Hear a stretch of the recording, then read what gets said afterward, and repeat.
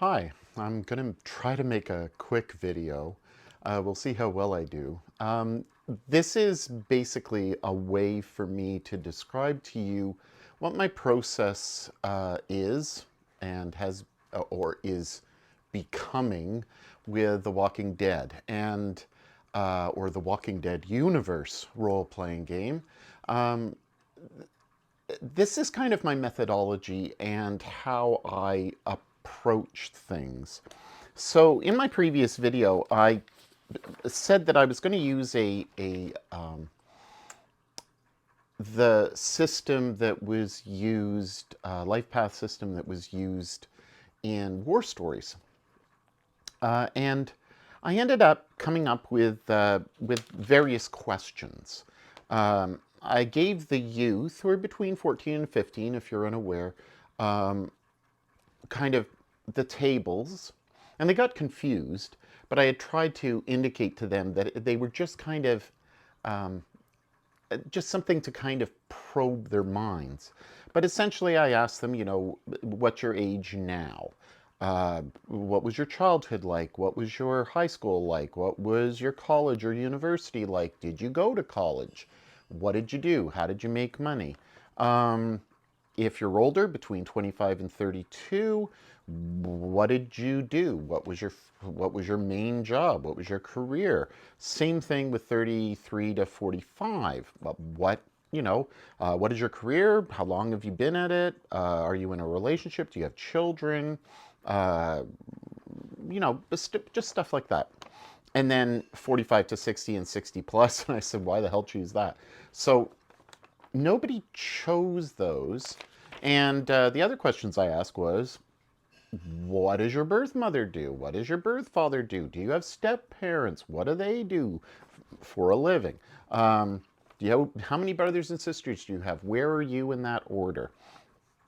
What is your issue? Okay, so that's a mechanical question. What is your issue? Since the wildfire virus event, have you stolen? Have you murdered a non walker? Have you disrespected someone? And then what is your drive? Yet again, another mechanical question. Um, and then what do you look like? Describe yourself maybe before. Have you changed? What do you look like now? So the kids kind of understood, kind of didn't understand. 3 out of 4 came with very fleshed out kind of ideas, and one had it in their head but couldn't articulate it on paper. And so what I did was, with the questions, I just divided it into 4, and then I just chicken scratched with my handwriting what their answers were. And I went across the board asking the kids what they thought. Well, everybody wants to either be a doctor or have a doctor in the family. I'm not going to go through every aspect of what they chose. But what I'm going to say is, there was a discussion on the Effect podcast, and I do commend them to you. Dave and Matthew are very accomplished writers. They are Free League podcasters. They love what Free League is doing and has done in the past. Obviously, Coriolis and the Free League is central to their identity, but of course, in their Discord group, they discuss many, many different topics and games, and I am very proud to be a top tier Patreon supporter of their work and their efforts. And they brought up my video, and whether or not Free League actually chose not to include a life path system, because what would be the point? It's about the here and the now. And if you listen to their podcast, you'll hear their discussion points, which I think are extremely valid. I think that it's a mixed bag, and I explain this on the Discord, that you get the depth of character. The kids, youth, kids, were extremely invested in building their character and shaping their character. We've got one who's a grad student and has a boyfriend. Another one is a surgeon. Um, and as the other youths were going through their stuff, I had them roll randomly to see, well, does your child who's 14 years old, I thought that that was very interesting that almost all of them chose to have some relationship with someone their own age, like 13, 14. So one of them has a son who's 14, one of them has a brother who's 13, and another one has a nephew who's 14. So we rolled to see if they knew each other from school, and one did. So that's one of the reasons why they're together. They've stuck together. Another role was with this doctor, she's a surgeon. Well, another youth said, oh, my mom's a surgeon. So we rolled to see, and I said, okay, well, your player character, has trained under this person's mom. Again, another layer of getting people together. And that, I think, was the essence of why I wanted to do something more along the lines of a life path system. Now, a true life path system involves a mechanical change or a mechanical buildup as you work through. I didn't do that. I avoided that. So you could just say that what I did was it a session zero typical type of thing. But these layers of how did your character develop to this point in the story, I believe has helped them attach themselves to their character. And why I said it's a mixed bag is because you're going to attach yourself, you build up all this backstory. If you die, this is going to be bad. You've invested all this time. This isn't like an OSR murder hobo game where you've got 2 hit points, you get hit, and well, here's your next character. Yay, isn't that fun? It can be for people who want to play that type of game. If you're playing a free league game, I think free league game excels at not simply narration and narrative play. I think that there's an excellent balance between mechanics and narration and smoothness of play. As I've said before, not a lot of math, just simply moving the gameplay along. And I think that The Walking Dead has that. But it's more a narrative, character expressing game. You're not just there scouting out and going into different sectors and trying to discover if there's a can of beans there, and if you have a can opener or a rock to open up those beans. It's not simply playing a Forbidden Lands type of hex crawl. This is much more of an investment into your character. And so if you do these type of questions, when they die, you're going to get much more of an emotional response. And so in my previous video, I warned you about 1 billion times, be careful, tread lightly. This is a much more emotional game. And I do still maintain that. I think that it's much more emotional game. I play tomorrow, and we will actually start and so I decided to do the Wolves Den scenario. So spoilers, spoilers, spoilers. Do not pay attention if you don't want to be spoiled, and if you're a player. If you're a GM, that's great.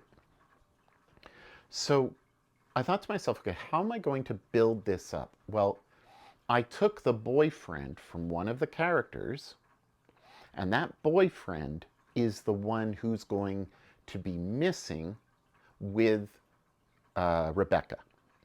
And so Rebecca and this boyfriend of a PC will have left the camp, and it will be the morning where they discover that they're missing. They're missing a car. The doctor will find that she's missing medical equipment, and they're going to determine how to move around. So it's supposed to be a scenario. It's supposed to be just a one-off, but I'm going to use this as a jumping stone or whatever, a diving board to jump off to the next kind of campaign. And we'll see how long this takes. We've got 8 more weeks to run this over the course of the summer, and the option to run it in the winter as the after-school program. So what I've done is that's the start-off point. So these are kind of the way I've approached the easiest way to deal with this without having the hard copy books and the everything in my hand. So I've taken the first 2 maps because I know that the farthest they can probably get is Ravenhill. So I've got the Ravenhill map, and what I did is I took a blush tool. I took a screenshot, cut it down, put it in my Affinity photo, and just blush tooled out the numbers so that the youth don't get an idea of what is important and what isn't important, especially with the roads. You know, the numbers were on the roads. I don't want them to know, because once you have numbers, then they already know, okay, well, let's go to number 1, let's go to number 2. I think that takes away from the immersiveness, so I've done that. The other thing I've done is, obviously, I printed out the tent and took away the numbers. This map in particular must be blushed out. If you don't have it blushed out, you're doing yourself a disservice, because everything is indicated on the map. This way I can, you know, they can point to where they're going and which direction they're going to go. They know the meters and they'll figure it out. The other thing that I did, and you might say, well, this Reluctant Artsy is a lot of work. It really isn't, but I think that the time taken is worth it. I took a screenshot of basically every last chart that was relevant other than the appendix, where it talks about walkers and it talks about generation of walkers, and also the D666, which is for scavenging. I did not take those into account. So what I've done is I took them all, I arranged them, I printed them off, and then I said to myself, okay, how am I going to arrange these so that they make the most sense? Usually I do them so that they're, I guess, short-lined, but I think that's going to be better for me to have them so that I can flip them over. So that's what I've done. So on the first one, I have the critical injuries, close combat weapons, ranged weapons. So that gives me an immediate kind of access to what's happening with weapons. I flip it over, and I have something that's directly opposite that, which is single walker attack, success, failure, and I have the walker attack table on there. So it just makes sense to be able to flip that, because they're both basically diametrically opposed. You generally are facing either in brawls or duels with individuals, with NPCs, or you're fighting zombies, and of course it's a completely different system. The other chart that I have that I'm going to be using is the threat level, and that will be kind of, you know, along with this, one of my first things, because it tells me about stress factors, the needs, messing up. I have a whole mess up section here. I also have the percentiles, and though I think the player characters need that, I need to just remember what the percentile chances are as a GM. I pretty much have them down, but took up space. Increasing the threat level, threat level, threat level. So I've got threat level, stresses, and then messing up. And then on the back of it, I have the swarm information. Everything about swarms. Swarms attack, swarm size, random threat levels and walkers approaching. All of this has to do with swarms. So again, they're never going to be used, I don't believe, at the same time, or at least I can have this out without worrying about the back of that page and constantly flipping back and forth. And again, this is for if you're playing face-to-face. But again, you could easily do this if you're playing it online. make yourself a chart. Have the charts available instead of flipping through the book or flipping through the stuff. And we all know that even though many of us have bought into having a GM screen, the GM screens are never sufficient and never what we want. I have here NPCs. I've got the NPC stats, how it works. 4, 5, 8, 10. If you remember that, you're made. And just remember, they've got 3 wounds. Done. Done. It's simple. So the stats, the runs that NPCs take, encounter tables, weather, the gear, and this is more toward, I've added some Wolves Den tables, as well as one of the solo tables. We've got traps, disease, fire, explosive weapons, and brawl phases, just to make sure that I have the brawl phases here, just to make sure that I don't miss anything. On the other side is the end of game questions, breaking points, if you're overwhelmed, if you're shattered, and questions for XP. Don't ask me to put these up. I won't, because that's a breach of copyright. Do it yourself. It's not that hard. Then I have vehicle movement and all the vehicle tables on one side. And then I have armor, general gear, and item quality. Again, they all match up. And then on the back I have the walkers. And this one comes from the Wolves Den. The relationship table, I think that's from the solo rules. Here I have the NPCs that I'm using, and I'm not using the NPCs provided in Wolves Den, not for their group. I'm using the ones from the book.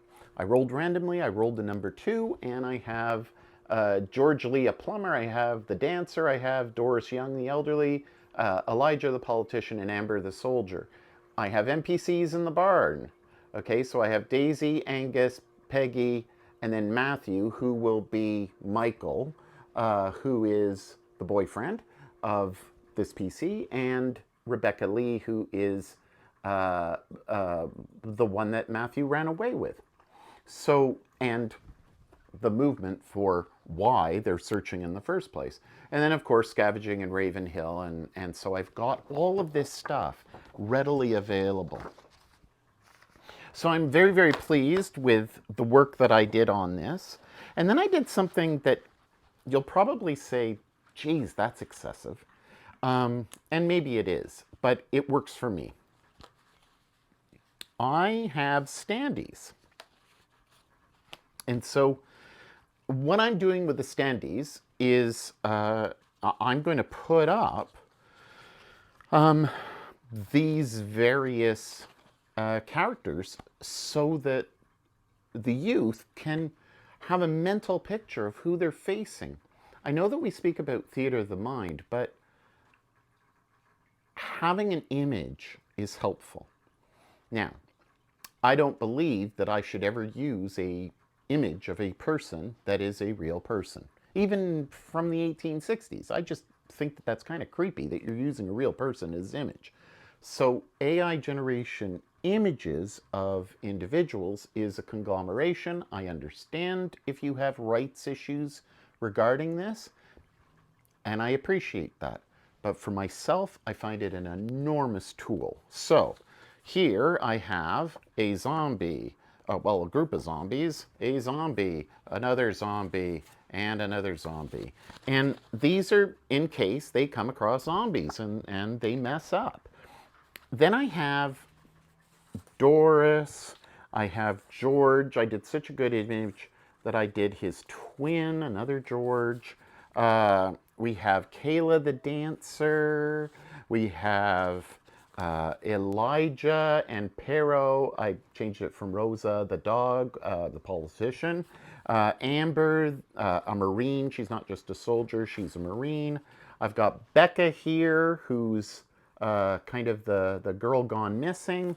And then I have, and I don't want to waste time going through images for the kids in terms of their NPC relationships. So I have Sam, one of the characters, uh, boyfriend. So this is the one who's run away.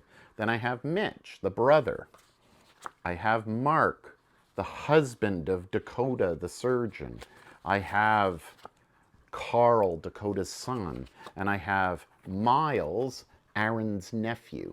Okay, so I have all of these. Now, these are blank on the back because I'd like them to give me a description of what are they carrying, what do they have, and then I'll stick in some stuff. But in the back, they're blank. Unlike here, Rebecca Lee. What I've done is I've taken just a black and white of the page, and then I've cut it up and literally just taped it to the back so that when it's facing the kids, I very quickly can see, okay, English teacher, what does she have? She has survival, and since that's the first one, she's experienced, and then she's talented in close combat, range combat, and stealth. Sick of her life at the Haven, angry and ready to kill, black-haired, tired, blah, blah, blah, blah, blah. So all of these have indications on the back of them of who they are.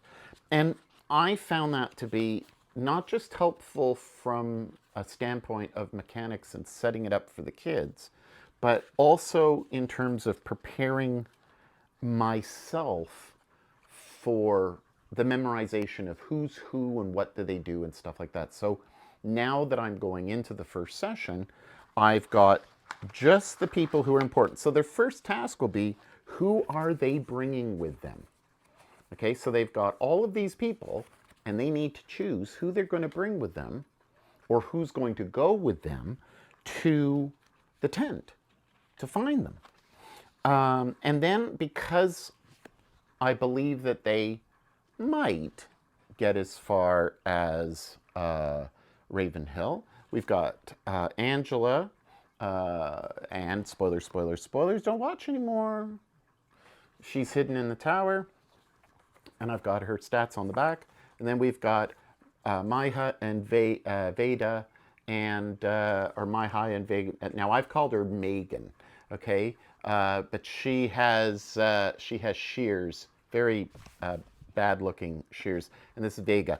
I tried to get them to put a W on the head. It's hard enough with AI to even get them to do anything, frankly, that you want them to do. Trying to get a nose ring in something was a nightmare. But anyway, I'm